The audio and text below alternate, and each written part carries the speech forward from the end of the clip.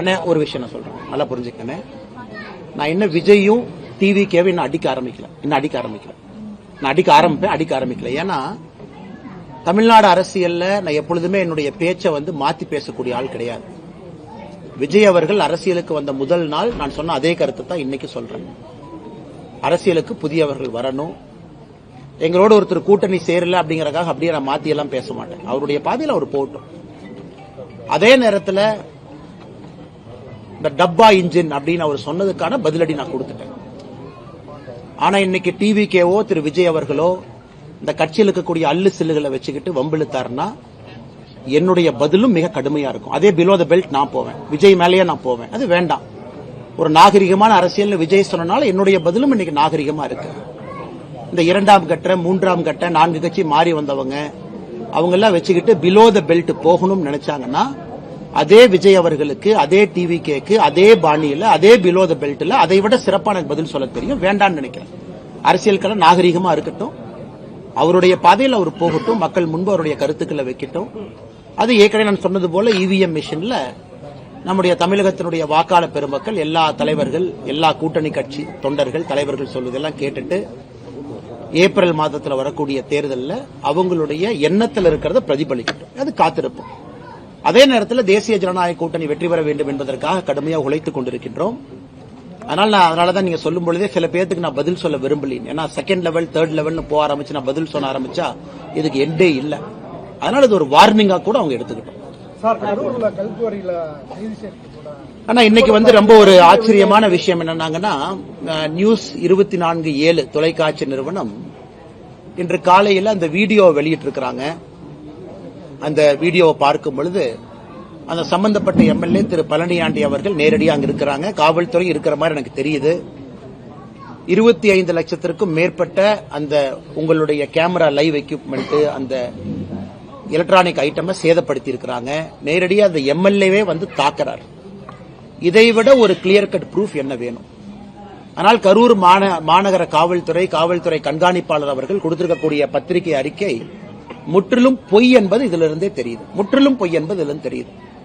அதனால் முதலமைச்சர் அவர்கள் தன்னுடைய கட்சியை சார்ந்த ஒரு எம்எல்ஏ ஒரு சட்டமன்ற உறுப்பினர் அவர் தப்பாக நடத்தக்கூடிய சட்டத்திற்கு புறம்பாக நடத்தக்கூடிய கல்குவாரி அதை படம் பிடிக்க செல்லக்கூடிய ஒரு நிருபர் கதிரவன் என்கின்ற நிருபர் அவரை தாக்கியும் இத்தனை காலமா அது மௌனம். இன்னைக்கு அவங்கெல்லாம் பணம் கேட்டு எங்களை பிளாக்மெயில் பண்ணாங்க, அதனால நாங்க ஒரு இன்னொரு செக்ஷனை போட்டு இந்த ரிப்போர்ட்டர் தூக்கி உள்ள வைக்கட்டுமா அப்படிங்கிற ஒரு நெரேட்டிவும் செட் பண்றதுக்கு ஒரு கும்பல் கிளம்பி இருக்கு. இதெல்லாம் தமிழக முதலமைச்சர் நேரடியா தலையிடணும். இதையெல்லாம் முளையிலே கிள்ளி எறியணும். அவருடைய கட்சி எம்எல்ஏவின் மீது அவர் நடவடிக்கை எடுத்தார்னா தமிழகத்தில் சட்டம் ஒழுங்கு இருக்குன்னு நம்ம நம்பலாம். ஆனா கடந்த 4.5 ஆண்டுகளை பார்க்கும் பொழுது தமிழகத்தில் அதிகமா சட்டம் ஒழுங்கு பிரச்சனை உருவாக்குவதே திமுக காரங்க தான். ஒன்னு திமுக காரங்க நிறைய இடத்துல கஞ்சா விட்டு மாற்றாங்க, அல்லது எம்எல்ஏவை போன்றவர்கள் நேரடியா களத்தில் இறங்கி ரிப்போர்ட்டரை தாக்குறாங்க. இதைவிட தமிழகத்தில் சட்டம் ஒழுங்கு அதல பாதாளத்தில் இருக்கு அப்படின்னு படம் பிடித்து காட்டுவதற்கு என்ன வீடியோ வேண்டும் முதலமைச்சர் அவர்களே? உடனடியாக எஃப்ஐஆர் போடுங்க, கைது பண்ணுங்க, தூக்கி உள்ள வைங்க. எம்எல்ஏவா இருந்தாலும் பரவாயில்ல. எதுவுமே செய்யாம ஒப்புக்கு சப்பானியாக ஒரு கரூர் காவல்துறையை வைத்துக் கொண்டு ஏதோ இந்த குற்றவாளி யார் அப்படின்னா இந்த நிருபர் குற்றவாளி அப்படிங்கிற மாதிரி ஒரு பிம்பத்தை கட்டமைக்கிறீங்க. அதையும் வன்மையாக கண்டிக்கத்தக்க ஒரு நிகழ்வு. முடிச்சுட்டு உங்கள்கிட்ட வர்றேங்க. கேளுங்க. தமிழகத்துல என்டிஏவுக்கு எடப்பாடி பழனிசாமி தான் தலைமைன்னு நைனா நாயந்தர் உட்பட எல்லாரும் சொல்றாங்க. ஆனா அவர் பாஜக தலைமை அப்படின்ற மாதிரி ஒரு நேற்று நான் பதில் சொல்லியிருந்தேங்கன்னா அது எங்களுடைய கட்சி எங்களுடைய கூட்டணி எங்களுடைய தலைவர்கள் அவங்க மக்கள் முன்னால எப்படி அப்படின்னு சொல்லிட்டாங்க. திரு விஜய் அவர்கள் கைத்தட்டு பெறுவதற்காக அவங்க கட்சிக்குள்ள அவர் என்ன வேணாலும் நரேட்டிவ் செட் பண்ணிக்கிட்டு அது அவருக்கு விட்டது. அதனால் தமிழக மக்கள் எல்லோருக்குமே தெரியும் யார் இன்னைக்கு முதலமைச்சரா இருக்கிறாங்க, எதிர்க்கட்சி தலைவரா யார் இருக்கிறாங்க, தேர்தலுக்கெல்லாம் எப்படி இருக்குன்னு.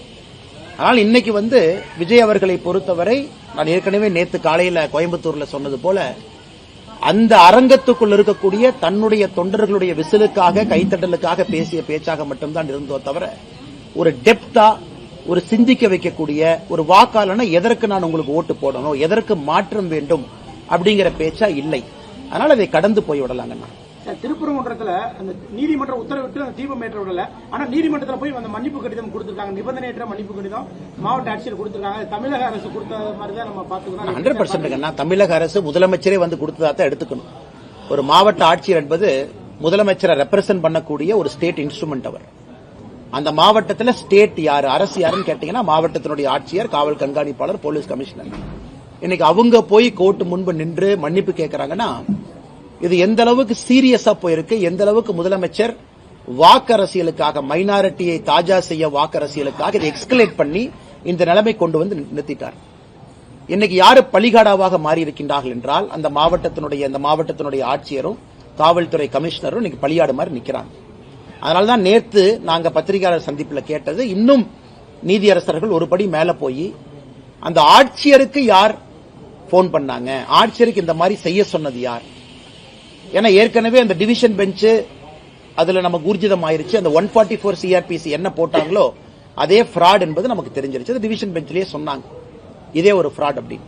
ஆனா இன்னைக்கு தப்பான ஒரு 144 தடை உத்தரவு போட்டு அதுல யாரோ மேலிருந்து கொடுத்த அழுத்தத்திற்கு பணிந்து ஒரு காவல்துறையும் மாவட்ட ஆட்சியரும் தான் செய்ய வேண்டிய கடமையிலிருந்து தவறி இன்னைக்கு தமிழ்நாடு ஸ்டேட்டே மக்கள் மன்றத்தில் அவமானப்பட்டு நீதியரசர்கள் முன்பு நீதிமன்றத்தில் வெட்கி தலைகுனியும் அளவுக்கு இன்னைக்கு நிலைமையை கொண்டு வந்து விட்டிருக்கிறாங்க.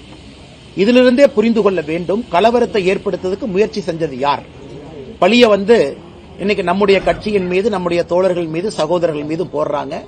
இன்னைக்கு வெட்ட வெளிச்சமாக நீதிமன்றத்தில் தமிழக மக்களுக்கு எல்லாம் தெரிஞ்சிருச்சு, இந்த திருப்பரங்குன்றம் பிரச்சனையை உருவாக்கியதே திராவிட முன்னேற்ற கழகம் தலைமையிலான அரசு. காரணம் எதற்காக? வாக்கு அரசியலுக்காக, ஓட்டு அரசியலுக்காக. குறிப்பா பிரவீன் சக்கரவர்த்தி என்ன சொல்றாருன்னா, தாவேகா 2வது இடத்துக்கு வந்துருவாங்க, அதிமுக 3வது இடத்துக்கு போயிருவாங்க, தாவேகாவுடைய வாக்கு சதவீதம் அதிகமா இருக்கு, நாங்க கூட்டணி வச்சதுனால கூட எங்களுடைய வாக்கு சதவீதமே குறைஞ்சிருச்சு அப்படின்லாம் கூட அவர் பேசியிருக்காரு. ஆனா அதுல ஒரு 2 கருத்துல ஒரு கருத்து, தமிழகத்தை பொறுத்த வரைக்கும் பல ஆண்டு காலமாக இது ஒரு காங்கிரஸ் ஸ்டேட்டாக இருந்துச்சு. காங்கிரஸ் மாநிலமாக, காங்கிரஸை விரும்பக்கூடிய ஒரு மாநிலமாக தமிழ்நாடு பல ஆண்டு காலம் இருந்திருக்கு. இந்தியாவில் மற்ற பகுதியில் காங்கிரஸ் வருவதற்கு முன்பே தமிழகத்தில் காங்கிரஸ் மிகப்பெரிய தலைவர். இன்னைக்கும் காங்கிரஸ் ஒரு கட்சி இருக்குன்னா ஒரு ஐடென்டி தலைவர்கள் பாத்தீங்கன்னா ராஜாஜி ஐயா ஆரம்பித்து காமராஜர் ஐயா வரைக்கும் நிறைய சொல்லிக்கிட்டே போலாம். இடையில முக்கியமான தலைவர்கள் எல்லோருமே முதலமைச்சர் நாற்காலியில் அமர்ந்திருந்தாங்க.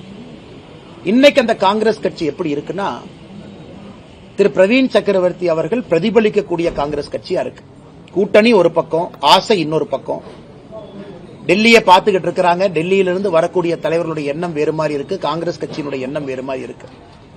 ஆனா இன்னைக்கு பாத்தீங்கன்னா காங்கிரஸ் கட்சி தமிழகத்தினுடைய தலைவருடைய நிலம் எப்படின்னா, தன்னுடைய சொந்த கட்சியை சார்ந்த ஒருவர் தனியார் தொலைக்காட்சி நிறுவனத்துக்கு பேட்டி கொடுத்து இவங்க வளர்ந்துட்டாங்க, திமுக வளர்ந்துச்சுன்னு எங்கேயுமே சொல்ல, திமுக ஆட்சிக்கு வரணும் எங்கேயுமே அவர் சொல்லல. அவர் மீது நடவடிக்கை கூட எடுக்க முடியாத நிலைமையில தான் தமிழக காங்கிரஸ் கட்சியினுடைய தலைவர் உட்கார்ந்திருக்கிறார். பத்திரிகை நண்பர்கள் ஏன் நடவடிக்கை எடுக்கலன்னு கேட்டா, நான் டெல்லிக்கு அனுப்பியிருக்கேன், டெல்லியில முடிவு பண்ணுவாங்க. அதாவது ஒரு கட்சியில ஒரு தொண்டனின் மீது ஒரு நடவடிக்கை எடுக்க கூட முடியாத ஒரு மாநில தலைவராக இருக்கக்கூடிய காங்கிரஸ் கட்சி இன்னைக்கு எதற்கும் டெல்லியை பார்த்து எதிர்பார்த்துக் கொண்டிருக்கின்றார்கள். இந்த ஒரு காரணத்துக்காகத்தான் காங்கிரஸ் அழிஞ்சிச்சு. தமிழகத்தில் இருந்த பவரை தூக்கி டெல்லியில கொடுத்தாங்க. கர்ம வீரர் காமராஜரை எப்படி இங்க ஆட்சியை நடத்தினாங்க. அதன் பிறகு இந்திரா காந்தி அம்மையார் டேக் ஓவர் பண்ணதுக்கு அப்புறம் கர்ம வீரர் ஐயாவை தோற்கடிக்க வேண்டும் என்கின்ற ஒற்றை காரணத்திற்காக 1972 தேர்தலில் திராவிட முன்னேற்ற கழகத்தினுடைய கூட்டணி 234 தொகுதியில ஒரு தொகுதியும் கூட காங்கிரஸ் நிக்காம 1972 பாதி பாராளுமன்ற தொகுதியில காங்கிரஸ் நின்னாங்க.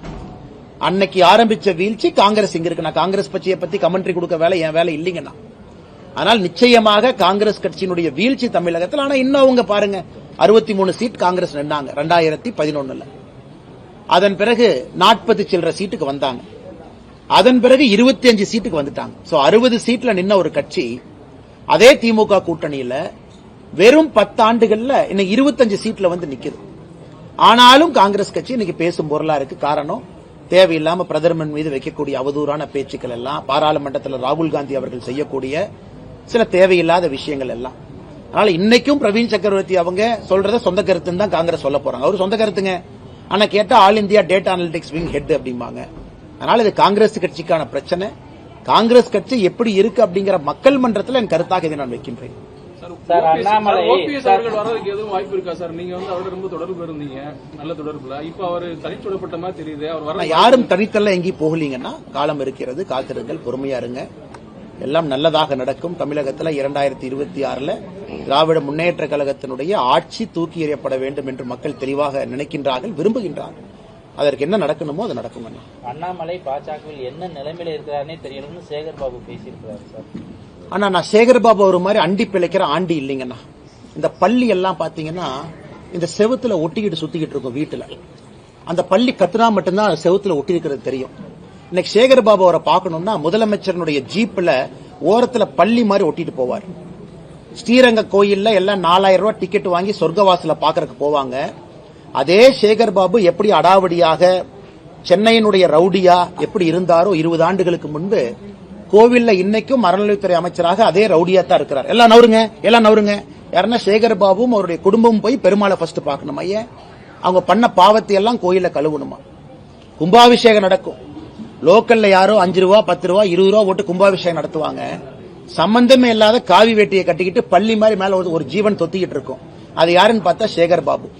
அந்த மனிதருக்கெல்லாம் பதில் சொல்லி என் தரத்தை நான் தாழ்த்திக்க விரும்பலீங்கன்னா, செவுத்துல ஒட்டி இருக்கிற பள்ளியும் அறிவாலய செவுத்துல இருக்கிற பள்ளியும் முதலமைச்சருடைய ஜீப்ல சைட்ல ஒட்டிட்டு போற ஜந்துவும் ஒரே பேரு தான், அது சேகர் பாபு. திமுக கனிமொழி எம்பி வந்து சொல்லியிருந்தாங்க, நாங்க ஆட்சிக்கு வந்தோம்னா டாஸ்மாக் கடையை மூடுவோம், மதுரை கொண்டு வரோம். அன்னை கனிமொழி அவர்கள் நல்ல ஒரு மனநிலை மருத்துவரை போய் பார்க்கணும், நல்ல மருத்துவரை போய் பார்க்கணும். அவருக்கு இந்த 15 வருஷம் வீடியோல கனிமொழி அக்காக்கு போட்டு காட்டணும். இந்த சில படத்துல பாத்தீங்கன்னா, ஏதோ ஒரு படத்துல பார்த்தேன், இந்த காலையில ஒரு உயிர், நைட்டு ஒரு உயிர். ரெமோ, அம்பியன், அம்பி, அன்னியன் ஒரு கேரக்டர் அப்பப்ப மாறும். அந்த கேரக்டரா கனிமொழி அக்கா மாறிட்டாங்க. தேர்தல் வரும் பொழுது டாஸ்மார்க்க மூடுவேன், தேர்தல் நடந்து முடிந்த பிறகு எஸ்கேப், அதன் பிறகு 5 ஆண்டுகள் கழித்து திமுகவினுடைய தேர்தல் வாக்குறுதி குழுவினுடைய தலைவி.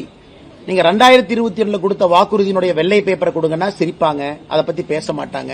அதனால கனிமொழி அவர்கள் எப்படி பேசுறாங்கன்னே தெரியல. அந்நியனா பேசுறாங்களா, அம்பியா பேசுறாங்களா, இல்ல ரெமோவா பேசுறாங்களான்னு தெரியாது. மாறி மாறி பேசக்கூடிய அரசியல்வாதியாக அருமை அக்கா கனிமொழி அவர்கள் இன்று மாறி இருக்கின்றார். மதுரை மாநகரம் தூய்மையற்ற மாநகரமா இருக்கு. ஆனா மதுரை நாடாளுமன்ற உறுப்பினர் வந்து தொடர்ந்து மத்திய அரசுக்கு எதிராக அந்த கருத்துக்களை சொல்லிட்டு வராரு. தமிழகம் வந்து கடைசி பொசிஷனுங்கன்னா, இன்னைக்கு இந்தியாவில் 10 லட்சம் பேர் இருக்கக்கூடிய நகரத்துல இந்தியாவுடைய கடைசி இடத்துல மதுரை இருக்கு. ஆனா இதெல்லாம் தமிழ் சங்கம் பார்த்த ஒரு ஊர். தமிழகத்துல இந்தியாவில் எப்படி வாரணாசிக்கு இன்னைக்கு நம்ம சொல்றோம் காலத்தால் அழிக்க முடியாத ஊருன்னு சொல்ற மாதிரி, தமிழகத்தில் ஒரு நகரத்தை சொல்லணும்னா அது மதுரை தான். காலத்தை கடந்து நிற்கக்கூடிய ஒரு ஊர். இன்னைக்கு வாரணாசி எப்படி இருக்குன்னு பாருங்க. மதுரை அளவுக்கு பழமையான வாரணாசி எங்க கொண்டு போய் வச்சிருக்காங்க. இன்னைக்கு மதுரையை எங்க கொண்டே அவங்க விட்டுருக்காங்க அரசியல்வாதிகள். குப்பை நகரமாக இப்படிப்பட்ட சரித்திர புகழ் பெற்ற மதுரையை மாத்திட்டு இன்னைக்கு சு வெங்கடேசன் பட்ஜெட் வந்துச்சுன்னா பட்ஜெட்டை பத்தி பேசுறாரு, அப்புறம் ஏதோ புக் விழாக்கு போறாரு, சினிமா பாட்டு ரிலீஸ் விழாக்கு போறாரு, அப்புறம் திமுகவை பத்தி மட்டும் பேச மாட்டார், எல்லாத்த பத்தியும் பேசுவார். ஏன்னா அவரு மதுரையில அவருக்கு இருக்கிற ஓட்டு 10,000 கீழே தான். திமுக காரங்களோட சேர்ந்தா தான் மதுரையில அவர் ஜெயிக்க முடியும். அதனால திமுக காரங்களை பத்தி மட்டும் பேசவே மாட்டார், மிச்சதெல்லாம் அவர் பேசுவார். அதனால இன்னைக்கு மதுரை மாநகரத்தினுடைய எம்பி நிலைமையை நினைச்சா ரொம்ப பரிதாபமா இருக்குங்கன்னா, பாராளுமன்றத்தில் மோடி அவர்களை குற்றம் சொல்வது, குறை சொல்வது, பல பொய்களை சொல்லி மாட்டியிருக்கிறார். இதற்கு முன்பு விமான நிலையத்தை பத்தி ஒன்று சொன்னாரு, அதற்கு நம்முடைய விமானத்துறையினுடைய அமைச்சரை நேரடியாக பதில் சொல்லி இருந்தாங்க. எப்பாவது பாராளுமன்றத்தில் இந்த குப்பை பிரச்சனை இருக்கு அப்படின்னு பேசியிருக்காங்க? குப்பை பிரச்சனைக்கு முழு காரணம் திராவிட முன்னேற்ற கழகம் அப்படின்னு பேசியிருக்காங்க? முதலமைச்சரை சந்திச்சு மதுரையில் இருக்கக்கூடிய குப்பை பிரச்சனைக்கு தீர்வு கேட்டிருக்காங்க? இங்க இருக்கக்கூடிய மேயரோடு உட்கார்ந்து குப்பை பிரச்சனை தீர்ப்பதை பத்தி பேசியிருக்காரா? ஆனா பேசுறதெல்லாம் China, America, Greenland, Antarctica, Siberia, அது வேற என்ன புதுசா ஒரு நாடு இருக்கும், அந்த நாடு தான். 3 மாதங்களா மேயர் இல்லாம இருக்கு சார் மதுரை மாநகராட்சி. கரெக்ட். இந்த மதுரை மாநகராட்சி தான் அந்த ஃபேமஸா அந்த ஊழல் வழக்கில் எல்லாம் மாத்தி மாத்தி கம்ப்ளைண்ட் கொடுத்து கடைசியில் அறிவாலயத்தில் மேயரை வீட்டுக்கு போக சொல்லி இன்னைக்கு மேயரே இல்லாத ஒரு நகரமாக மதுரை மாறி இருக்கிறது. அது இங்க இருக்கக்கூடிய 2 அமைச்சர்களுக்கு கொண்டாட்டம். ஏன்னா மேயர் பாத்தீங்கன்னா இந்த அமைச்சர் கார் பக்கத்துல போறதா, இந்த அமைச்சர் கார் பக்கத்துல போறதா அந்த அம்மாவுக்கு பெரிய பிரச்சனையா ரொம்ப காலமா இருந்துச்சு. இன்னைக்கு மேயர் பதவியே இல்லாதனால தனிக்காட்டு ராஜாவாக 2 அமைச்சர்களும் சுத்திட்டு இருக்காங்க. அவங்க ஈகோலயே மதுரை அழிஞ்சிருச்சு. இன்னைக்கு தமிழ்நாட்டில் ஒரு ஊர் திராவிட முன்னேற்ற கழகத்தினுடைய 2 அமைச்சர்கள் இருக்கக்கூடிய ஒரு ஊர், அவர்கள் இருவருடைய ஈகோல அழிஞ்சிருக்குன்னா அது மதுரை. இருவருடைய தனிப்பட்ட ஈகோல மதுரை மாநகராட்சியும் மதுரை நகரத்தையும் குப்பை நகரமாக மாத்தி எங்கேயோ கொண்டு நிறுத்தி வச்சிருக்காங்க. சார் கடைசியா ஒண்ணு இப்ப நீங்க தெளிவான விளக்கம் கொடுத்துட்டீங்க சார். ஏன் அந்த தேர்தல் பொறுப்பாளர்ல இருந்து விலகின அப்பாவுடைய உடல் அண்ணா நீங்க கேட்டதுக்காக மறுபடியும் சொல்றாங்கன்னா அண்ணா நல்லா புரிஞ்சுக்கணும். அண்ணா இந்த தேர்தல் பொறுப்பாளர் என்பது கட்சியினுடைய அமைப்பு வேலை. கட்சியினுடைய அமைப்பு வேலை. இந்த பூத் சக்தி கேந்திரம் நம்முடைய தொண்டர்களை சந்திப்பது அமைப்பு வேலை. அதுக்கு நம்ம கிட்ட நிறைய தலைவர்கள் இருக்கிறாங்க, நிறைய திறமையான தலைவர்கள் இருக்கிறாங்க, அவங்க நிறைய செய்வாங்க. இந்த அமைப்பு வேலையை பொறுத்தவரை பாரதிய ஜனதா கட்சியை பொறுத்தவரை ஒரு ஆத்மார்த்தமான வேலை. ஒரு தொகுதினா நீங்க அங்கேயே போய் தங்கி இருக்கணும், 2-3 நாட்கள் அட்டஸ்டா இருக்கணும், வீடு வீடாக போகணும், தொண்டர்கள் எல்லாத்தையும் நம்ம தயார் நிலைப்படுத்தணும், அதன் பிறகு ஆர்கனைசேஷனை சரி பண்ணணும், பூத் லெவல்லாம் ரெடி பண்ணணும், பூத் கமிட்டியை செக் பண்ணணும். இது முழுவதுமாக ஒரு அமைப்பு வேலை. இன்னைக்கு அமைப்பு வேலை செய்யணும்னா முழுமையாக நேரம் கொடுத்து நீங்க பண்ணணும். அங்க இருக்கணும், நீங்க கட்சி உங்களை எதிர்பார்க்கும், சொல்ற டேட்டுக்கு நீங்க அங்க போகணும். ஏன்னா மாநில தலைவராக இருக்கும் பொழுது நாங்கள் அதை செஞ்சிருக்கோம், எல்லா தலைவர்களும் அதை செஞ்சிருக்கிறாங்க. இன்னைக்கு நான் அந்த நேரம் கொடுக்க முடியாத சூழ்நிலையில நான் இருக்கேன். இந்த நேரத்துக்கு 7ஆம் தேதி போங்க, என்னால 7ஆம் தேதி போக முடியுமான்னு தெரியலீங்கன்னா அதான் நேத்து அதுக்கான காரணம் நான் சொன்னேன். மற்றபடி அரசியல் வேலையும் இன்னைக்கு நம்முடைய இளைஞரணி தம்பியினுடைய திருமணம் இருந்துச்சு. இப்பதான் திருப்பரங்குன்றத்துல திருமணத்தை முடிச்சிட்டு இங்க வர்றேன். அண்ணன் திருமாறன் அண்ணன் அவர்கள் எனக்கு ஒரு சகோதரரை போல. நான் 2-3 நாள் தாமதமா வந்தாலும் கூட என்னை அதே இன்முகத்தோடு வரவேற்கக்கூடிய அன்னைக்கு அண்ணன் வீட்டுல நான் இருக்கேன். அதனால இந்த பணி எனக்கு எப்ப நேரம் இருக்கோ ஓடி வந்துடுறேன். உதாரணத்துக்கு 3 நாள் தாமதமா வர்றேன். அதனால அமைப்பு வேலையை கட்சி பார்த்துக்கும், தலைவர்கள் இருக்கிறாங்க, தொண்டர்கள் இருக்கிறாங்க, அது ஒரு பக்கம். மற்றபடி அரசியலை பொறுத்தவரை நம்ம பேசணும். பிரஸ் மீட்ல கேள்வி கேட்கறீங்க, நம்ம என்ன பதில் இல்லைன்னு சொன்னாங்கன்னா அரசியல் கேள்வி கேட்கறீங்க, அதுக்கான பதிலையும் நான் சொல்லியிருக்கேன். அதிலிருந்து பின்வாங்க போவது கிடையாது. அதற்கு கட்சிக்கு நாம நேரம் கொடுக்கிறோம். ஏன் நம்முடைய அகில இந்திய தலைவர் திரு நிதின் நபீன் அவர்கள் பொறுப்பேற்பதற்கு முன்னாடி நாள் நாமினேஷன் ஃபார்ம் கொடுக்கணும். அன்னைக்கு நான் அகில இந்திய தலைவர்கள்ட்டே நான் பர்மிஷன் கேட்டேன், ஐயா இன்னைக்கு என்னால வர முடியாது, கொஞ்சம் குடும்பத்தினுடைய சூழ்நிலை, நான் நாளைக்கு வந்துடுறேங்க ஐயான்னு. அடுத்த நாள் டெல்லிக்கு போய் அந்த நிகழ்ச்சியில பங்கேற்றேன். இது எல்லோருமே புரிந்து கொள்வார்கள். ஒரு கட்சியை பொறுத்தவரை எல்லாத்துக்குமே தெரியும் யாரை எங்க பயன்படுத்தணும், யாரை எங்க கூப்பிடணும். இது நேத்திலிருந்து பயங்கரமா நானும் பாக்குறேன், டிவியில் அப்படி டிபேட், அப்படி மீடியா அப்படி. சோ இந்த அன்னைக்கு அமைப்பு வேலைகளை அடுத்த 30 நாளும் நேரம் கொடுக்கணும். அவங்களுக்கு 5 தொகுதி கொடுத்திருக்காங்க, 6 தொகுதி கொடுத்திருக்காங்க, 3 தொகுதி கொடுத்திருக்காங்கன்னா அவங்க நேரம் கொடுத்து அங்க இருப்பாங்க. அந்த தொகுதியை வெற்றி தொகுதியா மாத்துவாங்க. அதே தொகுதிக்கு நாளைக்கு பிரச்சாரத்துக்கு போகணும், நான் அவைலபிளா இருக்கேன். மார்ச்ல சூழ்நிலை மாறி இருக்கும், வாங்கன்னு கேட்கறாங்க, நான் திரும்ப அங்க போறேன். ஆனா இன்னைக்கு எனக்கு அந்த சரியான நேரத்திற்கு நாம் செல்லவில்லை என்றால் அது கட்சியை அவமானப்படுத்துற மாதிரி இருக்கும். அதனால எப்பவோ நான் கட்சிக்கு சொல்லிட்டேன். நேத்து பத்திரிகையாளர் சந்திப்புல நீங்க அண்ணே கோயம்புத்தூர்ல நிப்பீங்களா, அண்ணே இங்க நிப்பீங்களான்னு கேட்டதுக்காக நான் பதில் சொன்னேன். நானாக சொல்லல, கேட்டீங்க, நான் பதில் சொன்னேன். எப்பவுமே என்னை பொறுத்தவரை நான் ஒளிச்சு மறைக்கிற ஆள் இல்ல, நேரடியா பதில் பேசிட்டு போறாள். ஏன்னா எப்பொழுதுமே நேரடியா பேசிட்டோம்னா மனசுல எப்பவுமே பாரம் இருக்காது. அதே நேரத்தில் நண்பர்கள் நன்றாக புரிந்து கொள்ள வேண்டும், பாரதிய ஜனதா கட்சி தேசிய ஜனநாயக கூட்டணியை பொறுத்தவரை 2026 திராவிட முன்னேற்ற கழகம் யூபிஏ, இன்னைக்கு அவங்க மாத்தி மாத்தி பேர் வச்சுக்கிறாங்க, இந்தி அலையன்ஸ் வச்சுக்கிறாங்க, யூபிஏன்னு வச்சுக்கிறாங்க. அது என்ன பேராக இருந்தாலும் கூட அவர்கள் 2026 ஆட்சி கட்டலிலிருந்து இறக்கப்பட வேண்டும் என்பதிலே தெளிவாக இருக்கின்றோம். மீண்டும் கோவில் போட்டிடுவாரா? அண்ணே நம்ம கட்சியை பொறுத்த வரைக்கும் இந்த கட்சியினுடைய ஒரு நல்ல விஷயம் என்னன்னா எல்லாத்துக்குமே அந்த கட்சி ஒரு பணி கொடுக்கும், இதை செய்யுங்கன்னு சொல்லணும். ஈவன் சிட்டிங் எம்எல்ஏவாக இருந்தாலும் கூட கட்சி ரீநாமினேட் பண்ணாதான் அவங்க அந்த தொகுதியினுடைய சட்டமன்ற வேட்பாளராக திரும்ப வருவாங்க. ஆனால் இந்த கட்சியை பொறுத்தவரை ஒரு அற்புதமான விஷயம் என்னன்னா கட்சி சொல்லும் யாரு எங்க நிக்கணும், எதற்காக நிக்கணும். 2024 கோயம்புத்தூர்ல நிக்கணும், கோயம்புத்தூர் நின்னாச்சு. 2026 எங்க நிக்கணும்னு சொல்லும் பொழுது அங்க நிக்கிறோம். அதே நேரத்தில் எல்லா பகுதியிலும் வேலை செய்யறோம், அரசியல் வேலைகள் எல்லா பகுதிக்கு போறோம், எல்லா இடத்துலயும் பேசுறோம். இன்னைக்கு மதுரையில் இருக்கிறோம், நேத்து கோயம்புத்தூர், அடுத்த 2-3 நாள் நாளைக்கு மத்தியானத்துல இருந்து கோயம்புத்தூர்ல இருப்பாங்க 2 நாளைக்கு. அதனால எங்கெங்கெல்லாம் நேரம் கொடுக்க முடியுதோ கோயம்புத்தூர்ல இருந்து வெளியே வந்து நேரம் கொடுத்துட்டு திரும்ப நான் போய்க்கிறேங்கன்னா அமைப்பு வேலையை பொறுத்தவரை சொல்லுகின்ற நேரத்திற்கு என்னால் வர முடியாது என்பதை நான் தெளிவுபடுத்தியிருக்கேன். கட்சிக்கும் ரொம்ப நாளைக்கு முன்னாடி சொல்லிட்டேன், அகில இந்திய தலைவர்களுக்கும் ரொம்ப நாள் முன்னாடி நான் சொல்லிட்டேன். அதற்குத்தான் நான் நிதின் நபீன் அவர்களுடைய பதவியேற்பு விழாவையும் கூட உங்களுக்கு ஒரு உதாரணமா நான் கொடுத்தேன். இந்த குழப்பம் யாருக்கு இருக்கக்கூடாதுங்கிறக்காக ஒரு உதாரணமா கொடுத்தேன். எஸ் வி சேகரன் அவர் டிராமால தான் நடிச்சிட்டு இருந்தாரு. அவர் டிராமால நடிச்சிட்டு இருந்தாரு, முதலமைச்சருக்கு ஜிங்ஜா போட்டுட்டு இருந்தாரு, டிராமா கூப்பிட்டு ஐயா ஸ்டாலினை கூட வச்சு ஜிங்ஜா அடிப்பாரு. அவர் டிராமாக்காரர். இன்னைக்கு தமிழ்நாட்டுடைய பிரச்சனை என்னன்னாங்கன்னா டிராமால நடிக்கிறவங்க அரசியலை பத்தி பேசுறாங்க. டிராமால நடிக்கிறவங்க டிராமா நடிங்க. உங்களுக்கு டிக்கெட் விற்கணும், முதலமைச்சர் காலில் உழுவணும், ஏதாச்சும் கலைமாமணி விருது கிடைக்கணும், அதுக்காக சில பேர் தமிழ்நாட்டில் சுத்திட்டு இருக்காங்க. ஏன் அவங்களுக்கு அரசியலுக்குள்ள? அதாவது நான் 2014 மோடிக்காக பிஜேபிக்கு வந்தேன், அப்புறம் அண்ணாமலை எதிர்த்து இன்னைக்கு திமுகவுக்கு போயிட்டேன், இந்த மாதிரி சொல்றவங்க கருத்துக்களை எப்படி நான் பதில் சொல்ல முடியுங்கன்னா? அண்ணாமலை இருக்கிறானோ இல்லையோ, நான் பிஜேபியில இருப்பேன், இது தொண்டர்களுக்கான இயக்கம்னா நான் பதில் சொல்றேன். நீ திமுகவுக்கு போகணும், அல்லது நீ ஏற்கனவே சொன்ன மாதிரி ஒரு தம்பி பிஜேபியில இருந்து அதிமுகவுக்கு போகணும், அதிமுக தம்பி டிவிகேக்கு போகணும். நீ போறனா போய்க்கப்பா, பழிய எம்எல்ஏ போடுற. உனக்கு ஒரு கட்சியின் மீது நம்பிக்கை இருக்குன்னா அந்த கட்சியில இருக்கணும். தலைவர்கள் வருவார்கள் போவார்கள். இன்னைக்கு நீங்க சொன்ன அந்த காமெடி நடிகர் அப்படித்தான் ஆயிட்டார். ஆனா நீங்க மீடியா நண்பர்கள் என்ன பண்றீங்க? உங்களுக்கு ஒரு டிஆர்பி வேணும். மக்களுக்கு காலையில இருந்து டிவியை பாக்குறாங்க. அண்ணாமலை என்ன எப்ப பார்த்தாலும் சீரியஸா பேசுவாரு, உலக அரசியல் பேசுவாரு, டேட்டா பேசுவாரு. அப்ப காமெடிக்கு ஒரு 2 பேர் வரணும், அவங்களையும் போட்டா தான் டிவி மக்கள் பாப்பாங்க. ஒரு காமெடி நடிகரை போட்டு எனக்கு அப்புறம் போடுறீங்க. அந்த காமெடி நடிகர் 2 கருத்து சொல்றாங்கன்னு மறுபடியும் என்கிட்ட கேக்குறீங்க. அதனால காமெடி நாடக நடிகரை காமெடியாவே வச்சுக்குவோம். இத்தனை நாளா பதில் சொல்ல நீங்க கேட்டதுக்காக சொல்றோம். அவரு கஷ்டப்பட்டு ஒரு டிக்கெட் 2 டிக்கெட்டை வித்துட்டு அப்படியே ஸ்டேஜில் நடிச்சுக்கிட்டோம். இன்னைக்கு ஒரு சீட்டுக்காக, ஒரு எம்எல்ஏ சீட்டுக்காக சில காமெடி நடிகர்கள், தமிழகத்துல நாடக நடிகர்கள் பிச்சை எடுக்கக்கூடிய நிலையில ஆண்டவன் அவங்கள வச்சிருக்கான். ஆனா கேட்டா நான் அந்த கட்சியில் அப்படி இருந்தேன், அந்த கட்சியில் எம்எல்ஏவா இருந்தேன், அதுக்கப்புறம் பிஜேபிக்கு வந்து அதுக்கப்புறம் டிஎம்கேக்கு போனேன். நாடக கூடாரம் போல கட்சி கட்சியா மாறுறவங்களுக்கெல்லாம் எப்படி நான் பதில் சொல்ல முடியுங்கம்மா?